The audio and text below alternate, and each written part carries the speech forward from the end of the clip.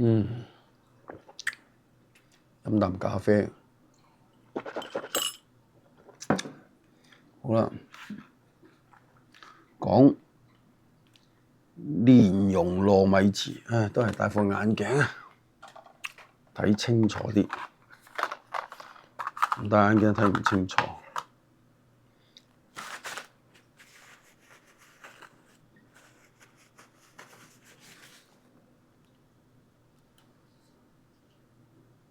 好啦，講蓮蓉糯米糍，用料蓮蓉、糯米粉、粟米油、煉奶、粟粉適量、溫開水即係滾水啦，半暖個滾水啦，適量。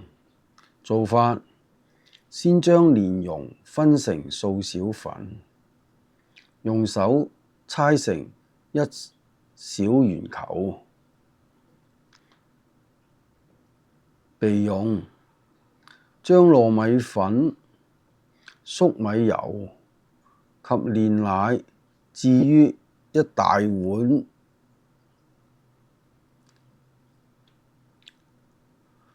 內，注入適量溫開水，即係注入適量選暖水啦。搓成粉團，隨即放入一個鍋滾水中，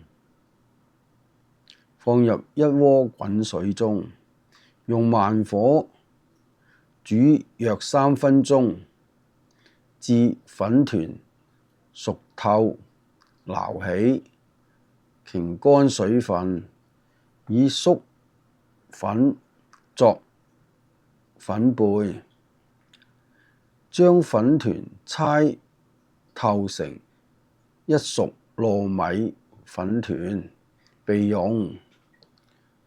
將熟糯米粉團搓成長條，分切成小份，每份包入一蓮蓉餡料，再搣成圓球狀，即可排放上碟，以供進食。蓮蓉糯米糍我講你蓮蓉糯米糍。